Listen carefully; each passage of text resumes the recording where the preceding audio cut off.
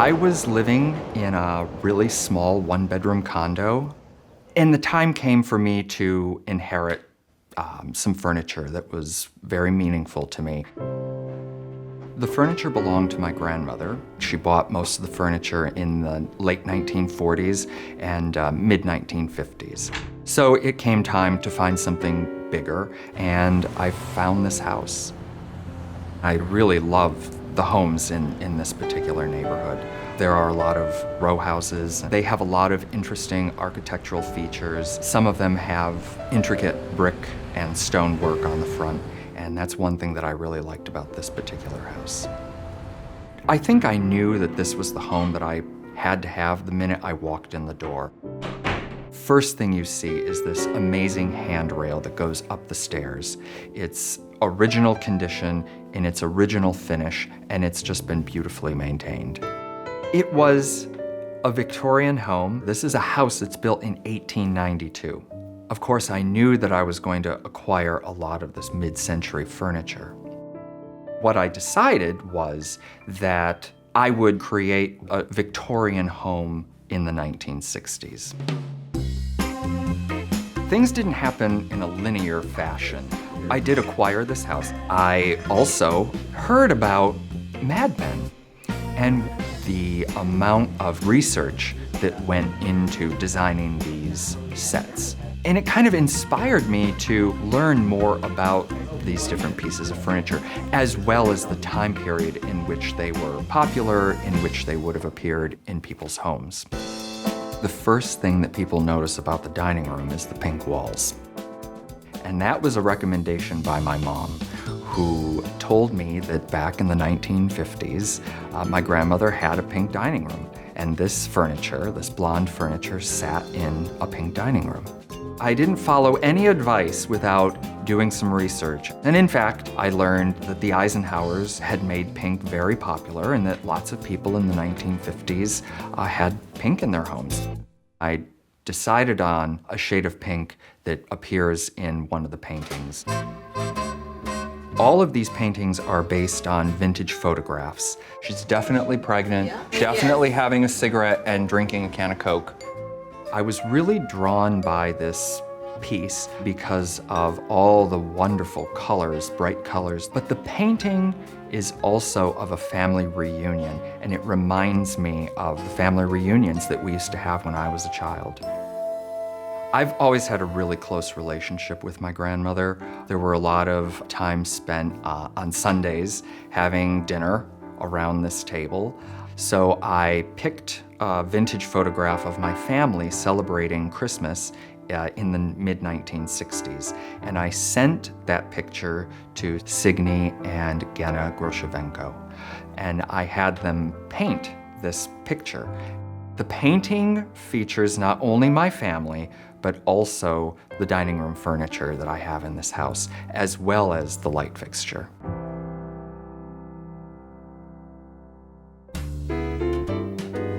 My grandparents had this bedroom set for almost their entire married life. I love it for so many different reasons. The story goes that my grandmother saw it in the furniture store window and had to have it, so my grandfather bought it for her. It's got a really unique finish on it. It's kind of an orange color. There's some really unique patterns in the wood.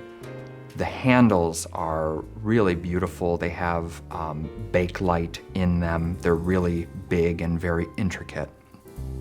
I found this really interesting color, chenille bedspread, and that's what I have on the bed. As a child, I'm looking at these pieces and they're unique, they're different, they're kind of strange. A lot of the furniture and a lot of the decorative pieces, they're influenced by space exploration. The mirror above the bedroom is a starburst. The sconces in the living room are shaped like stars, and they kind of have these little planets sticking out of them. There are some sconces in the dining room. They have a star shape as well. Even the dishes in the china cabinet have gold rings like the rings around the planet Saturn. Oh. The thing I like about mid-century design and mid-century furniture in particular is the style and the shape. I didn't have all of the mid-century furniture that I needed to furnish the home, so I had to source a lot of antiques, and I decided to go with Edward Wormley's furniture. I like the functionality of the furniture. The little table that sits next to the gray chair, it's just the right size. I use his magazine table to store music next to the piano. It also functions as an end table, and I have a lamp sitting on it next to the couch. I had both the couch and the chair custom made. One thing that was really unique about this house is that there were some existing mid-century pieces. The pink fixtures in the bathroom. There were existing tub, toilet, and sink. We took them out, we gut the bathroom right down to the studs, and recreated this bathroom. Some people think that it's easy to just pull out an old toilet or an old sink and save it and reinstall it later.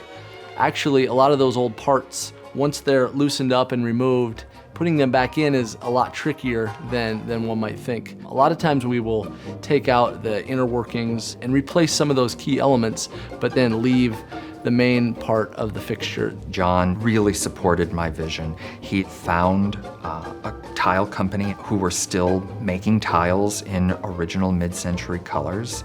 The bathroom was an endless number of decisions and choices that needed to be made.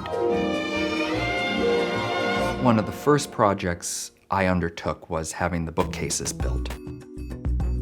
With the bookcases, that was a bit of trial and error with the design. And then once we had a design finalized, figuring out how we were going to build it, support the weight of all the books on these walls that are very thin, plaster on top of solid brick. And the bookcases were deeper than the existing fireplace. So we built out the fireplace and found this amazing mantel at a salvage store. I was also researching about Victorian homes. I discovered that there were a lot of changes that happened over the decades. There were a lot of things that had to be restored. In fact, at some point, there had been a niche in the dining room, and someone had taken it out and boarded it over. Picture rail is used to hang pictures from using a bracket and wire. All of the original picture rail had been removed. So the contractor actually went upstairs and created a template of the existing picture rail in the upstairs hallway and had new picture rail made. The floor in the foyer and the entryway, it was very worn, old, 100-year-old floor. Once I decided that I would do tile, John found a company in England that made Victorian tile floors. And so the whole process really began with making a paper template of the rooms and then sending that to England, where they then put the tile together, put the pattern together. A popular wall cover material in the late 1800s is this material called lincrusta. It's also made in England, and I found someone on House who not only knew how to install it, but paint it. There. I did set out to create my dream home, and I think that I achieved that. I really like being surrounded by these things that bring back a lot of memories.